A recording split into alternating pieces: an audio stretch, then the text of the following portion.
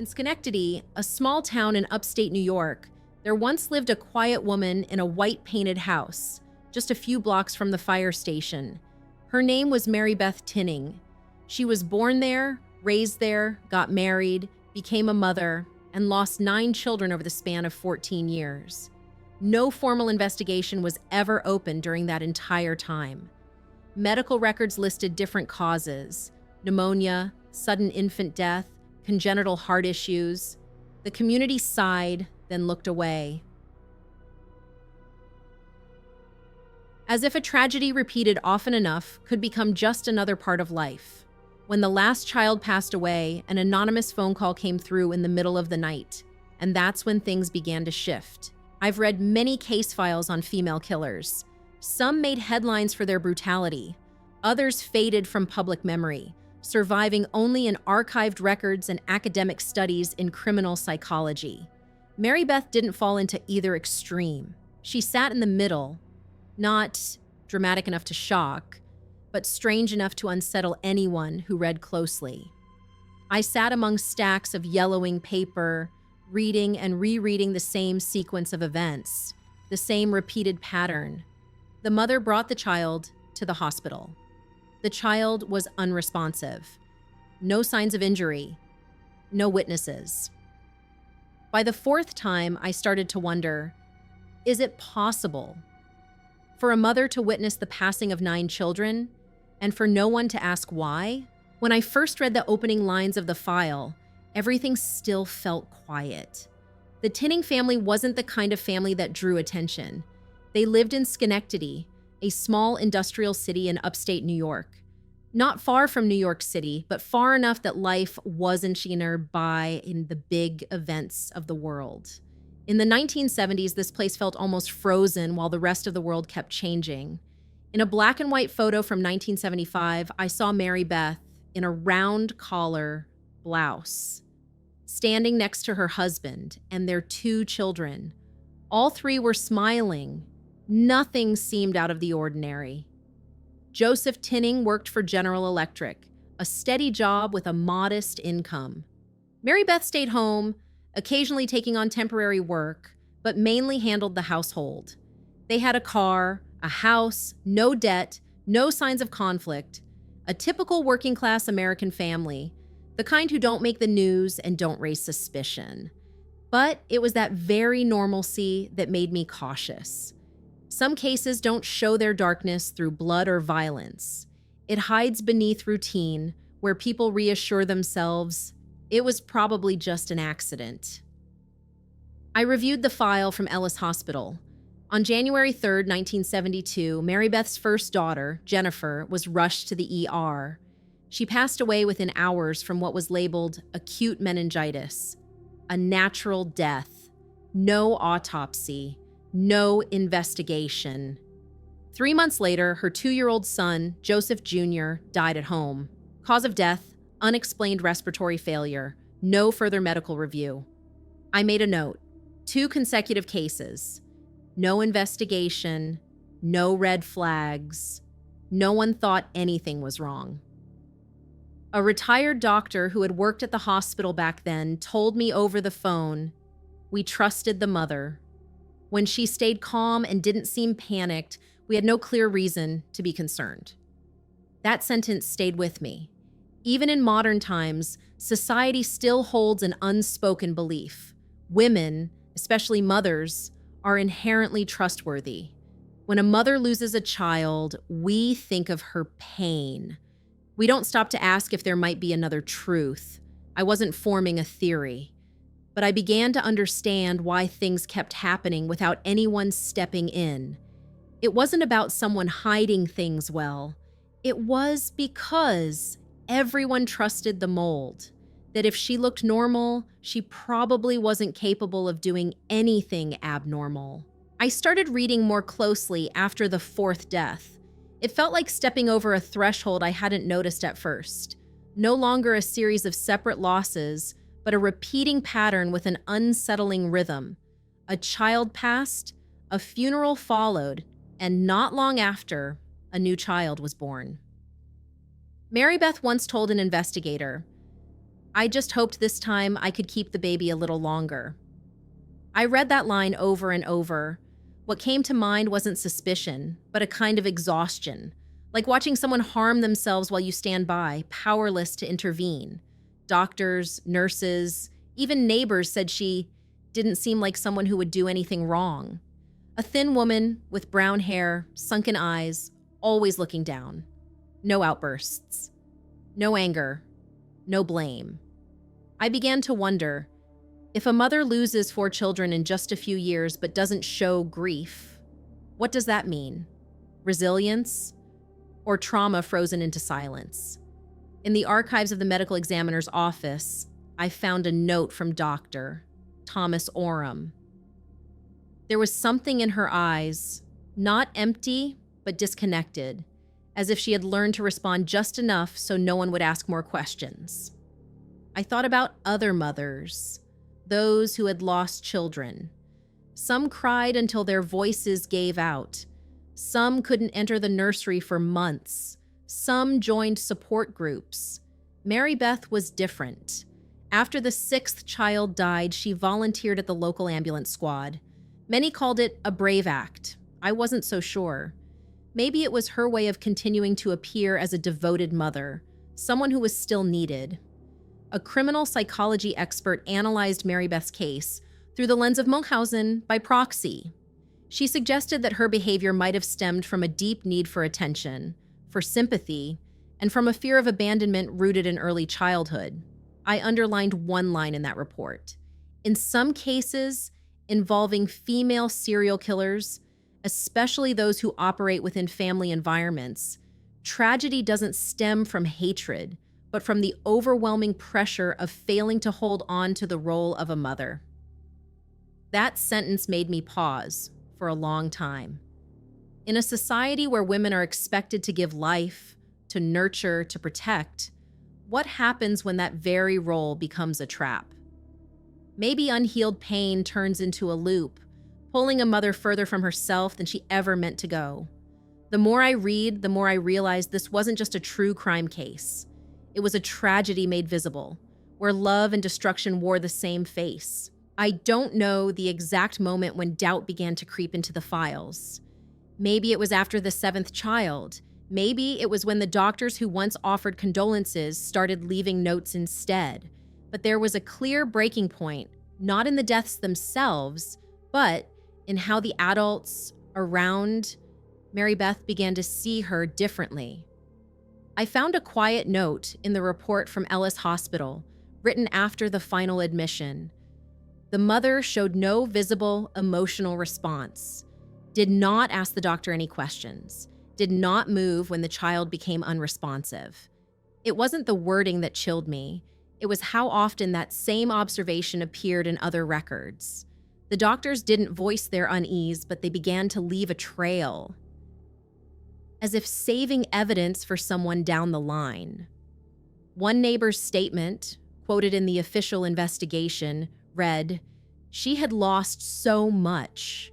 I didn't want to doubt her, but something didn't feel right." Not an accusation, not pure sympathy either, just a sentence caught in between, haunted by hesitation.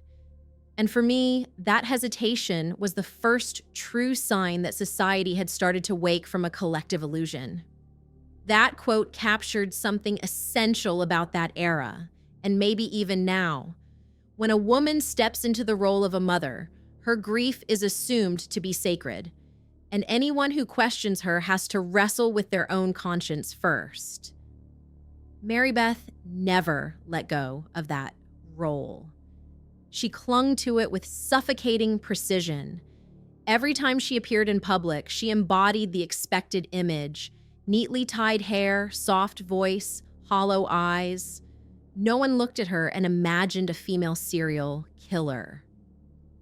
That's why no one around her looked for social causes. No one screened for psychological disorders.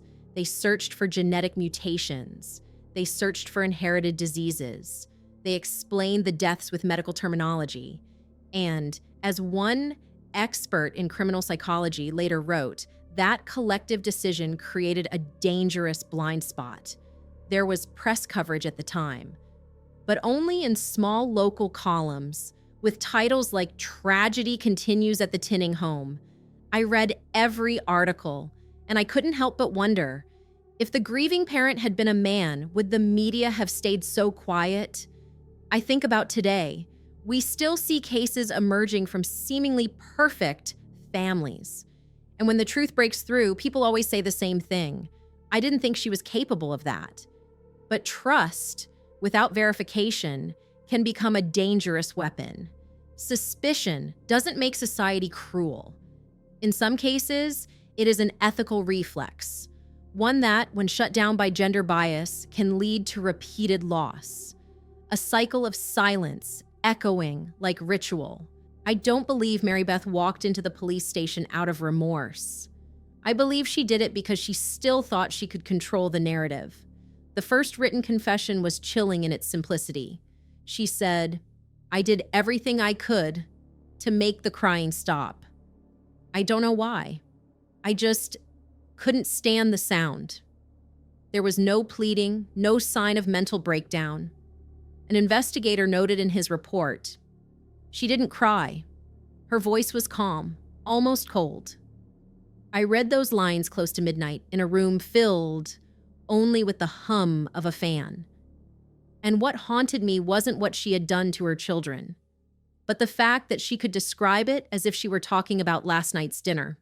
Investigator William Barnes, the man who took her statement, was interviewed years later. He said, "I didn't see regret. The only thing she seemed to feel was exhaustion." I paused there for a long time.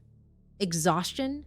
Could there be a kind of exhaustion so deep that someone no longer feels the small lives around them, as if trying to silence a sound that has dragged on for a lifetime? If so, then this was no longer just personal wrongdoing. It was the collapse of a community, where no one asked questions, no one intervened, no one stepped in. After her confession was made public, I went back to the old articles that had once written about Marybeth with sympathy. Those stories were gone. They had been replaced by sensational headlines: "Mother accused in deaths of 9 children. Monster in a gentle disguise." I understood why the media did it, but I also saw something else. The anger society felt wasn't only directed at Marybeth. It was aimed at themselves, for not seeing it sooner, for letting trust cloud judgment. At a press conference, a local resident broke down in tears and said, "We held funerals for those children. We prayed, we hugged Marybeth. We didn't know." No one wants to believe that their kindness was used to shield a female serial killer, but it was. And as I write this, what haunts me isn't the crime itself. It's the silence. A silence that lasted 14 years, wrapped in affection, rituals, and gender expectations. A silence that killed. The trial didn't last long. There were no heated arguments, no dramatic objections like in the movies, just silence, as if everyone had grown too exhausted to feel anger one more time.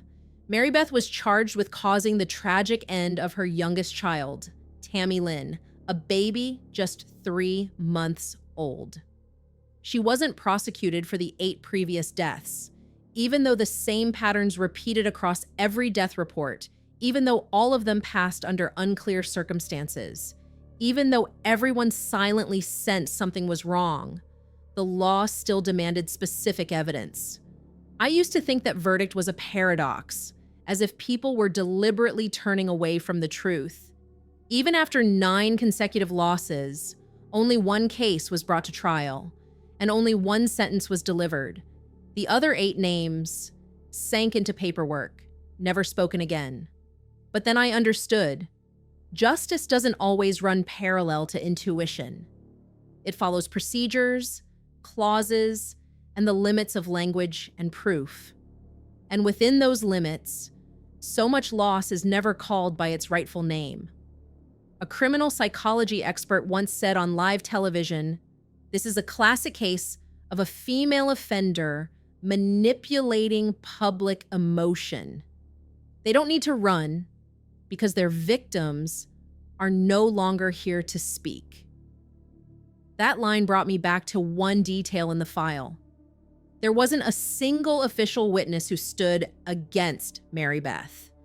No neighbors, no doctors, no relatives, only a series of recorded losses and a confession whispered like a breath.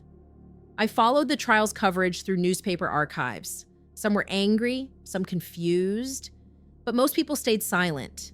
No one stood up to publicly argue her guilt, as if everyone was simply tired, or as if society had become too used to women being the ones who endure and too stunned when the woman turned out to be the cause of suffering.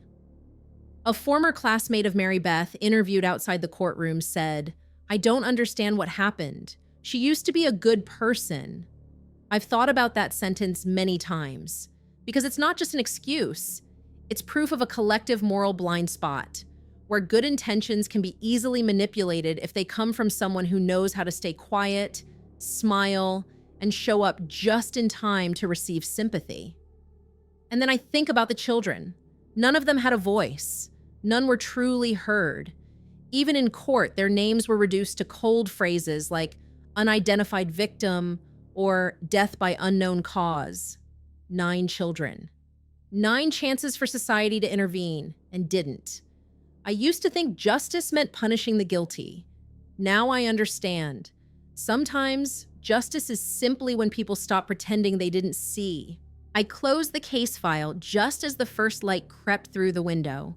Outside, the city was still, as if the world hadn't changed after 9 silent deaths.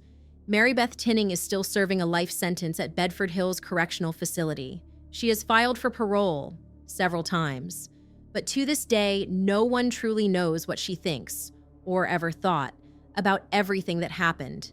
Some have called her a monster, others say it was a disorder.